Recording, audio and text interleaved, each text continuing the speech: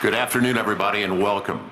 And thank you for making it out here. Wasn't on the schedule, but we're really excited about the prospects moving down the road. And also, thank you for joining us at the Ochsner Sports Performance Center. We're also live on the, I will remember, Josh, Gulf Coast Sports and Entertainment Network. And we're here for a really good reason. And by the way, did you hear the thunder and the lightning in the background? We need more of that in the building. And, you know, it's almost too quiet in here. I was over with Matt Ryan. I work in noise. So when it was quiet, it was like Sunday service. Too quiet. Let's have some fun. So we're excited about the fact that we're bringing in somebody who wants to be here, who's got amazing credentials. And Adam Silver, in fact, just put out a statement. And I don't know if you saw this, but it kind of sums it up for me, because I have been around him from a distance. He broke my heart in 2004, and I told him. But this is from Adam Silver. Joe brought tremendous credibility to his role at the league office. He is one of the most genuine and respected people in all of basketball. And I've heard that from a lot of sources, Joe. He also goes on to say his exceptional playing career, an amazing playing career. And don't forget, Joe won 2 titles, back-to-back titles with the Detroit Pistons, and he was the finals MVP. That goes a long way. He was All-NBA 3 separate times. Well, I could go down a list of accomplishments. And by the way, the thing I like the most maybe, he averaged 40 minutes a game one season. In this day of load management, the 2 dirtiest words in the basketball language. And Joe averaged 23 a game, but he averaged 40 minutes a contest. He didn't want out. That's discipline, that's hunger, that's passion, that's everything we need here. And Joe knows it. And Adam Silver also said, an executive that provided elite understanding of the game, strong relationships around the NBA, which we all need, connections, relationships. Grateful for Joe's leadership over the past 3 years, wish him well as he begins his new role with the Pelicans. We're excited, Joe. We really are. So we're going to give you a run. It's a good time for all of us.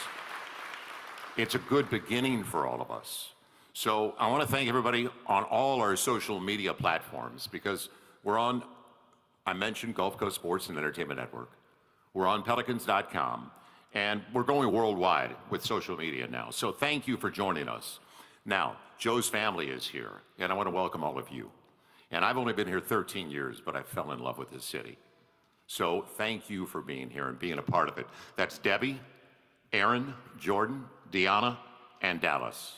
And I hope I didn't forget anybody, but he's really cute. That's great.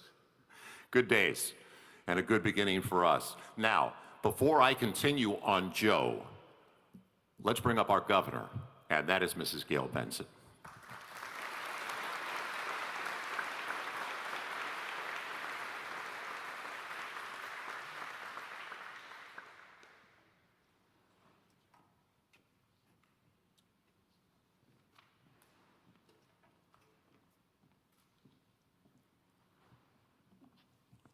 Thank you, Joel, and good afternoon, everyone, and thank you all for being here on this very important day. Over my years as governor of the Pelicans, I have had the pleasure of getting to know Joe Dumars. During that time, he has become a trusted resource and valuable advisor. Most recently, my interactions with him have been at the NBA League office. He most recently served as Executive Vice President, Head of Basketball Operations at the NBA League office from 2022 to 2025, where he was responsible for overseeing all basketball operations, including the enforcement of playing rules, interpretations, conduct and discipline, policies and procedures relating to the operation of games. As anyone will tell you who ever worked with Joe, he will always give you straight, truthful, and honest feedback, even when it's not what you want to hear. All of the NBA have benefited from Joe's wise counsel, high character, and leadership during his years overseeing basketball operations for the league. He has seen the inner workings of each and every NBA team during his last 4 years at the NBA. I am confident this will benefit us as we move forward. Since we announced the hiring of Joe, many people from around the NBA have contacted me, not just to congratulate us on hiring Joe, but to express this sadness that he would be leaving his position with the NBA. They echoed my feelings and confidence in Joe's leadership. Every description of Joe included accountability, tough, honest, and a winner. He has been a winner at every level of the game. He is a Hall of Fame player, an award-winning team executive, and as I mentioned, the trusted leader of NBA basketball operations. While making changes in leadership is never easy for me, I am confident Joe is the right person to lead our team and create a sustaining, winning culture that can compete for championships. As a proud native of Louisiana, he knows how important our teams are to our community and what our people expect of the teams they support. He and I have spoken about this, and I know this is important. A tough, resilient, and of course, winning team is what our fans deserve, and through our discussions, I am confident that Joe shares that belief. I have promised him every resource he needs to compete and win.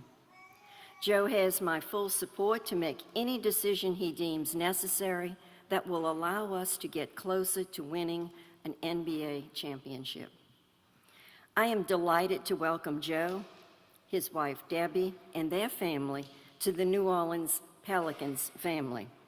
And now it is my pleasure to introduce our new Executive Vice President of Basketball Operations, Joe Dumars.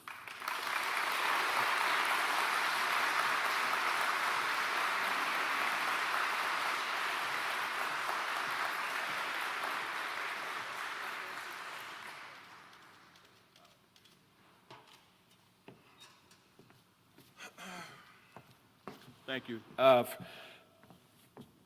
Happy to be home. Happy to be back in Louisiana. It's been a whirlwind journey for me. But before I get started, first of all, I want to just thank Mrs. Benson for this opportunity to actually be able to come back home and to do this, to take on this task.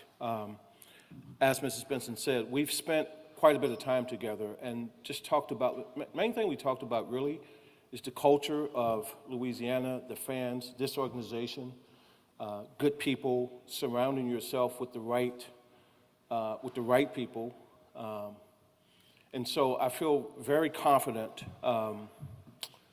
taking on this role primarily because of her and her insight and her approach to people and how you deal with people. I'll say this, and I'll say it with as much humility as possible, but there's just not a lot of places I would have left New York for. I enjoyed my job in New York. It was great. Loved it at the league office. All the people on the 20th floor that I worked with in New York, all those people were great. I loved working with them. I wasn't looking to leave, but sometimes opportunities come along and you know, right place, right time, right people. And that's what happened here with the Pelicans, with Ms. Benson. So I really want to thank Mrs. Benson for this opportunity to come home. The other thing I want to do is just say this, is that I've gotten to see a lot of stuff over the years throughout my NBA career, but there are certain things that are universal, I think. And I think you fill your building with like-minded good people. And I think you win with good people. And I often say this, just because you're a good person don't mean you're not a tough person. So you can be a good person and tough at the same time. And I don't stand here making a lot of proclamations about, I'm pounding my fist and doing this, but we really want to hire good people here. We really want to bring in the right type of players here. We want people that are going to embrace New Orleans, they're going to embrace being in this city, in this state. If you don't know the fans of Louisiana, you may not get it. Like, in my house in Michigan, we got Saints stuff here. Like, we're diehard Saints fans in Michigan. We didn't grow up Detroit Lions fans. We were Saints fans. And so I think if you're from here, you understand what it is to be a fan of Louisiana. And I say that because I say, if I'm living in Michigan and LSU is playing, I didn't go to LSU, but I'm pulling for LSU. I'm pulling for ULL. I'm pulling for Louisiana Tech. And that's just the way we are here as fans from Louisiana. And I love that about this. And so the team, the players, all of my colleagues that I'll be working with here, I truly believe in, you build a great culture where everyone feels great coming into the building every day. Win, lose, or draw, you feel great coming into the building. So I'll put a tremendous emphasis on culture, what the building is like, and then the basketball part, that's for myself and my staff to make sure we pick the right people, but the culture has to be right first. And so I'll put a heavy emphasis on that and try to build it the right way, and then we'll go from there. So I just wanted to open up and like I said, thank Mrs. Benson, thank all the people back in the NBA, thank Adam Silver, Mark Tatum. Those guys were incredible to work with for the last 3 years. But I'm super happy to be here and super happy to be home. So thank you so much. I appreciate it.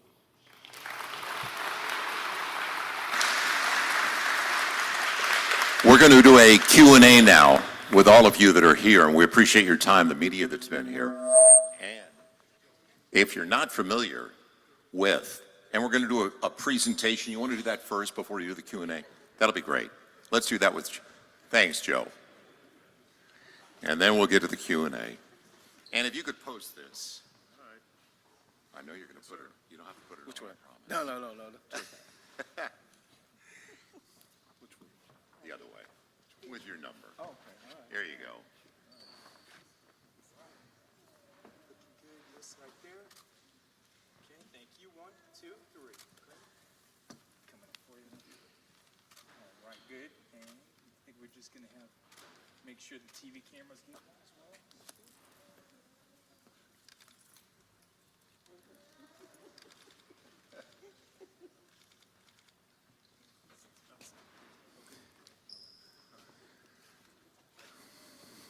One of the best backcourts in the history of the game. Joe and Isaiah.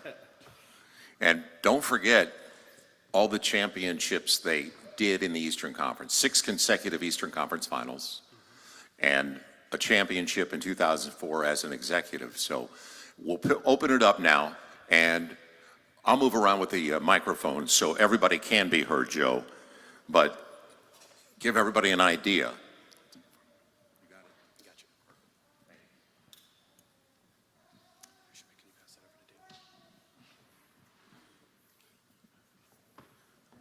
Joe, how you doing? David Grubb right there. When you took this position, were there any operational edicts when you came in as far as retaining your head coach or having to trade players? Are those things on the table? Or do you have an opportunity to come in and assess the organization from top to bottom and make recommendations going forward? What was the first part of your question? Are there any operational edicts that you've come in with that mandates? Yeah, no edicts. None whatsoever. I read that last week. I had a mandate. I was like, if I have, nobody's called me and told me that. Like, no, really, absolutely zero. When me and Mrs. Benson talked, she really just said what she said here. She said to me, she said, Joe, I would love to know what it feels like to win an NBA title. That was it. That was as close to an edict as you would get. And so I intend to do just that, what you just said, was get to know people first. Because I don't know the culture inside the building. I don't know the people. I know some of the people. I know Willie. I know someone's going to ask me about the coach and Willie. I've been knowing Willie forever. Great man. But Willie and I, we haven't even sat down and talked yet. Hopefully today, hopefully later on this evening if we can catch up and have time. But we haven't even had a chance to sit down and talk yet, just because yesterday was my first day here, and so so I haven't even really had a chance to do that yet. I'm slowly starting to do it now and like talk to everyone, but no mandate. I mean, zero, nothing like that. My name is Fletcher Mackle. Nice to meet you. I was going to ask you, we all hear rhetoric, and we've heard rhetoric for a long time. It's great, but how do you make that a reality? Are there any core principles that you can elaborate on as far as what you said from a culture perspective, or kind of non-negotiables, just for some more perspective and depth on maybe how you plan on doing it? Yeah, just the standards that you set as an organization. Like you have to set standards, and you can't waver from those standards. They can't be like the first week of the season, that here's the standard, and as the season goes on, things slowly start changing. That's not championship. That's not contending. That's not elite basketball. That's not elite anything when you allow things to just slide. And so it's just setting standards early on, and then like you have to hold to that and hold everybody accountable to that. I think this, Fletcher, too. I think, and I had this conversation with Ms. Benson yesterday. Actually, we were talking about how you raise kids, right? And so but I think this is true about teams too. I can say anything I want to say. I can come in here and I can rattle off this, and this. But people have to see you live it every day. Like championship culture, like you're talking about playing into June every year. I can assure you, Fletcher, that is not this. You're not going to be up one day. Like they have to see you come in like a rock every day. And they have to know, we lost last night, we won last night, doesn't matter. Like this organization, we're gonna do things the right way, and we're not gonna waver from that. And I think culture is what you see every day when you come in. It can't fluctuate from day to day. It can't fluctuate from win to loss. That's what culture is, and that's how you get there. That's how you get to playing in June every year. Hey, Joe. Doug Mouton. Do you have a relationship with Zion Williamson now, and what are your impressions of him overall at this point? Well, I'll say this. At the league office, I've had to talk to Zion a few times. So I do have a relationship with Zion that started in my role at the league office. I won't go into those conversations there, but we've talked since then. And I've talked to Zion since I became EVP here, and we had exceptional conversations on the phone. Actually, I've talked to every player. Willie and I talked, 5 minutes, Willie, on the phone, something like that? Like, we talked for a couple of minutes on the phone. But I've talked to every player on the phone. I called every player and talked to each one of them individually. So, yeah, I tried to reach out and make sure that I touch these guys and let them know, let's go. It's time. It's time here in New Orleans. Hey, Joe, Aaron Summers here. I work for the team, so I'll be seeing a lot of you, but you've had a couple stops since your couple championships. Mm-hmm. What have you gained from your time with the Kings in the league office that you're going to bring into your approach this time around? So what's been good about that is it's great, because I had to deal with all 30 teams every day. I mean, like it was nonstop. And so in the course of my position at the league office, what you end up seeing is how every single team runs your business. And for me, it was great to just pick up, because you can pick up something from every organization. And so what I tried to do is pick up best practices from every organization out there. I dealt with every organization. I saw how each person, each team dealt with certain issues. And I just, I filed that away as I was, doing my job every day. And it was good. It was good to, it's good to get thoughts from besides just your small circle. It's good to see what everyone else does on a daily basis. And I think that was great. Hey, Joe, Shamit Dua here. You're inheriting a team that just had the second worst season in franchise history. Mm-hmm. Your starting point guard is going to miss some time to start the season next year. Just what are the goals for coming into next season? Are you trying to push this team back into the playoffs, or is there perhaps a longer, more patient approach there? So you build a culture where every game your team thinks that you can win every game. That you never walk on the court and think there's no chance for us to win. And so when you do that, the results will come from that. But to put something on the wall right here and now and say, well, we want to do this, right? That doesn't matter what you put on the wall. It's what you build on the ground first. So my focus will be just what we're building here. And as we build that, the results will come from that. And so you won't hear me make any predictions about we're going to do this. You don't do that. That's not what winning is. Like, you can go to any winning team, NFL, NBA, wherever, all 30 NBA teams.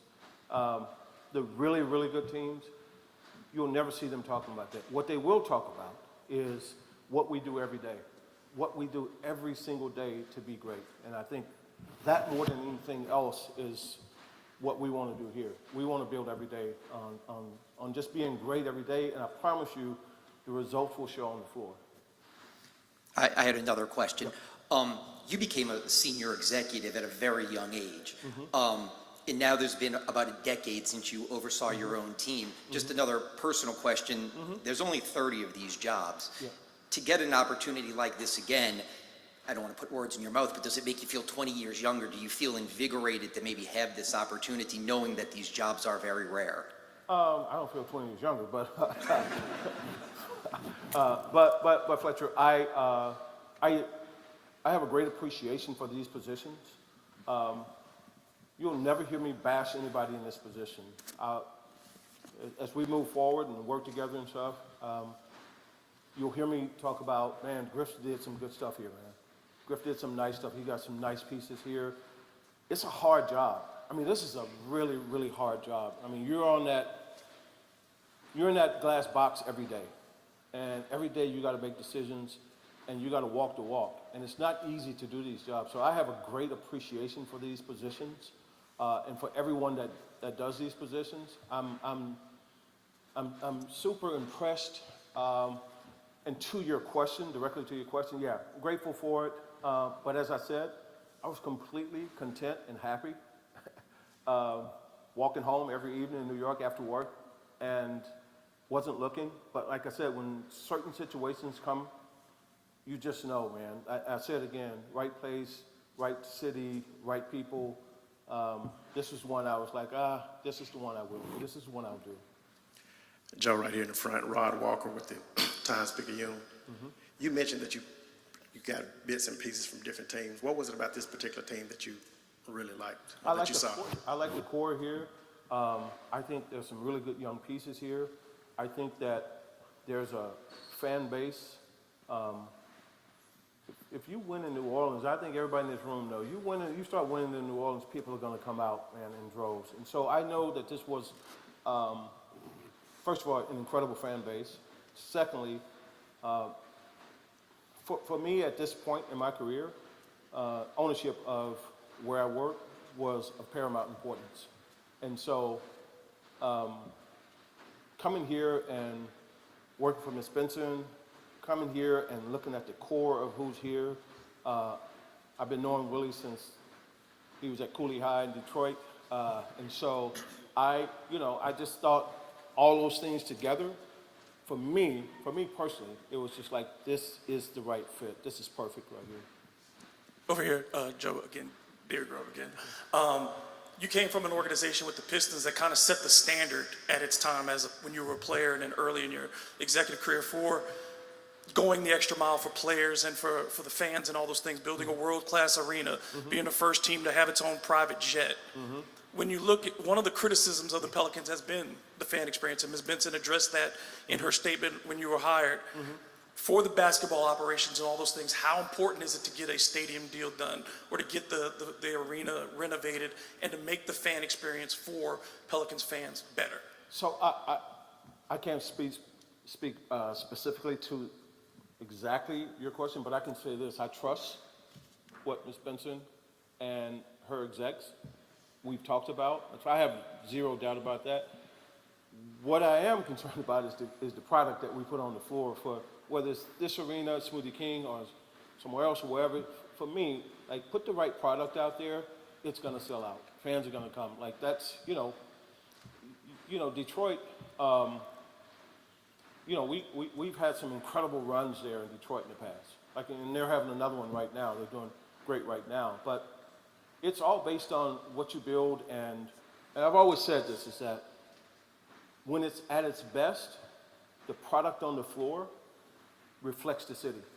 So, you know, there was a time you come to Detroit, the bad boys might touch you a little bit, but that reflected the toughness of Detroit. And so I think the same thing here. This is a resilient city. Like New Orleans is resilient, and people, they don't fold here, they don't just give up. And so you want a team to reflect that. And so for me, that's the main thing for me, is to put the right product on the floor. You can trust Ms. Benson what she says. Like I trust what she's told me, and I have zero doubt about that. And I'm just thinking about, okay, that's gonna happen. Let's get a great product on the floor. Jake Madison over here. You mentioned trying to understand the culture of the team. What's your process for doing that? What are your goals over the next month for kind of seeing where this organization is as a whole? Listen more than you talk. Listen more than you talk. Look, I got a lot of experience. I've seen a lot of stuff over the years, but I haven't seen it here in New Orleans.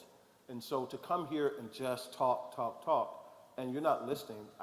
I've yesterday did a lot of listening. I did a lot of listening this morning. After this is over with, the rest of the week, I sit down with people and I tell them, like, tell me what's happening. Like, what's going on? What can be better? What are we doing wrong here? What are we doing right here? Like, who's got positive energy? Who's got bad energy in the building? Like, I'm asking questions and letting people tell me what's happening. To come in, you can have all the experience in the world, but if you don't know the culture of the building, if you can't talk to people and let them talk to you, you're missing.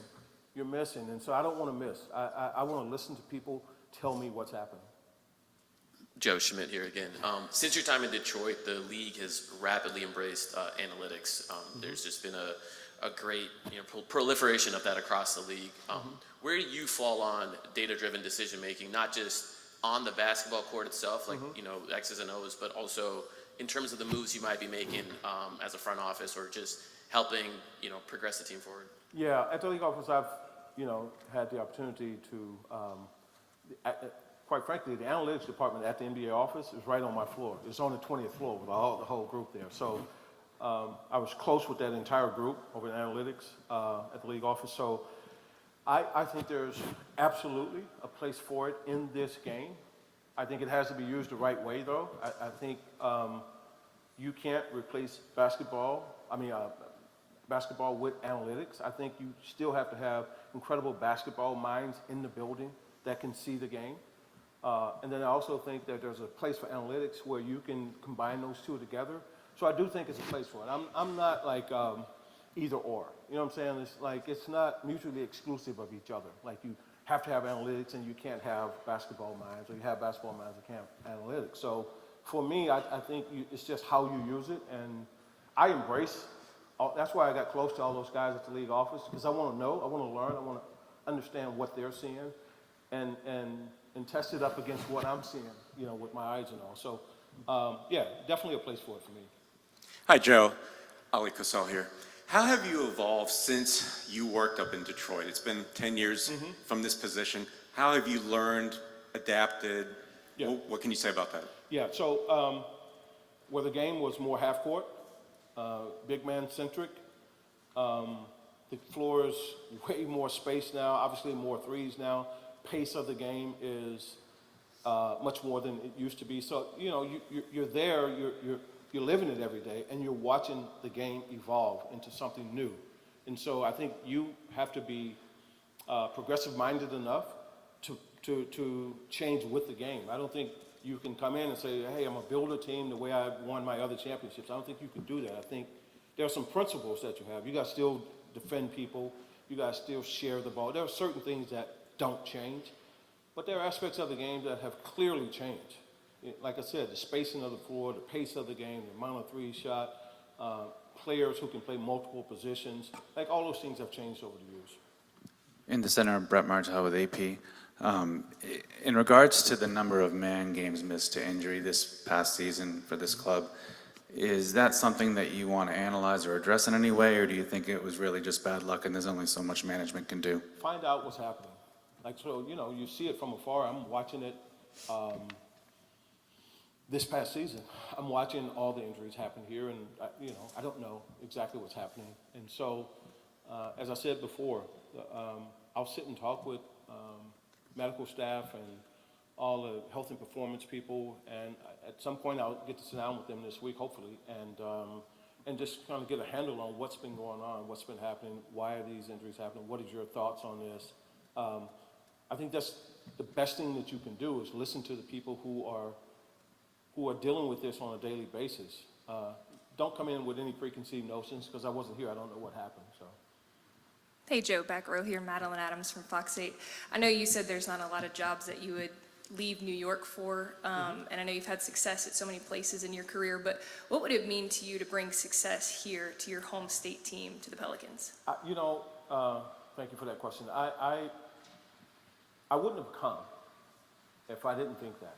Like, I wouldn't have just, to take a job just to take a job, like, for me, that's of no interest. So I wouldn't have come if I didn't think that we could build and become winners here. And so that was the whole purpose for me coming. Otherwise, I would have stayed where I was.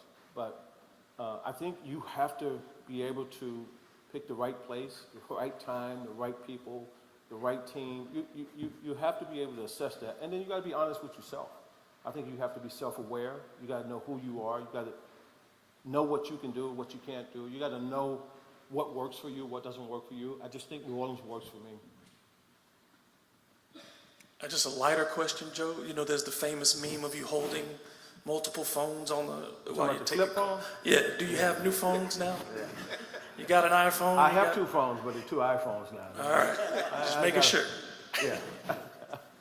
If I can ask one more question. Sure, Fletcher. Correct me if I'm wrong, I think when you were with the league office, you were the person who was in the room at the lottery with the ping pong balls. Yes. Are you going to bring any luck this year, and are you going to represent the team on the dais? So I don't know. I was thinking about that. So it's my department that we oversaw the room where it actually takes place in the back, and I would always be in there. I've been in there for the last 3 or 4 years. And I was thinking, I think I might want to go back in there with my staff in there. Those are all my guys I work with there. So I don't know yet. I was thinking about that, Fletcher. I was thinking about that yesterday. I was like, well, the dais, I'm going to be in the back. So I don't know yet. On that note, you have a big draft coming up. Sorry, right here again.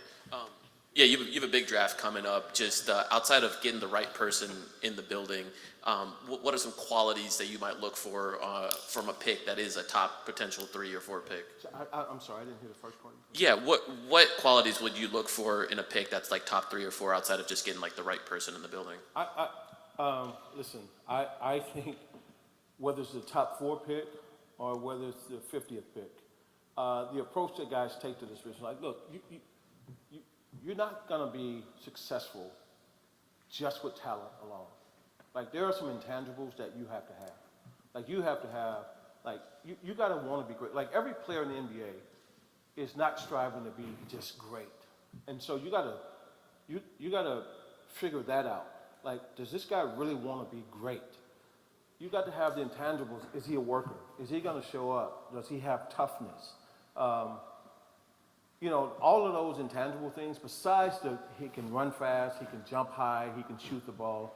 Once you get past that, I can see that. Anybody in here can see that. What you don't know is what's here. Like, does this guy have it? And so that's the part that you have to put tremendous amount of emphasis in with your staff to dig in to find out, what's this guy made of? Like, does this guy really want to be great? Is he going to come here and be a part of the culture here? Is he going to buy in?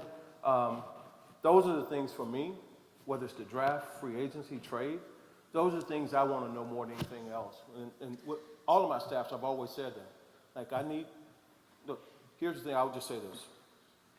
Whether you draft a player, sign a free agent, or make a trade for a guy, there's 2 people walking in that building. There's the player and the person. You better know who the person is. Because the player can walk in there and look beautiful, but the person may not be the right person for your building. And so for me, I always put a tremendous emphasis on who's the person. I can see the talent, but I need to know who the person is. So we'll do that here. We'll put a tremendous amount of emphasis on the person and not just the beautiful talent that you can see with your own eyes. Joe, when it comes to you as the person, what kind of personality are we getting? Are we getting Joe Cool or are we getting G.I. Joe? I'm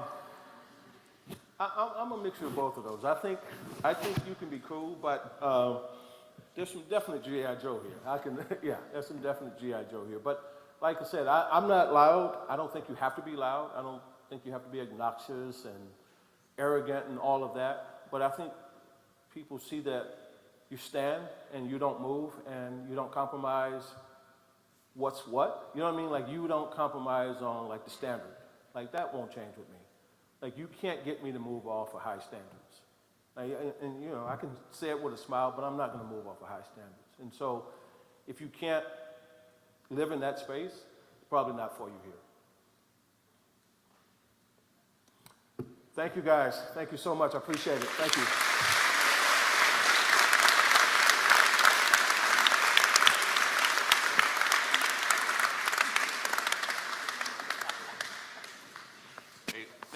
Thank you, everybody, for coming. And just want to remind everybody, because it's still etched in my memory, Chauncey Billups, Rip Hamilton, Tayshaun Prince, Ben Wallace, Rasheed Wallace. Okay? He's put together a championship team. He's been Executive of the Year. So we are really fortunate to have somebody with a resume like Joe with us. Thank you, everybody, for coming, and look forward to a lot of success.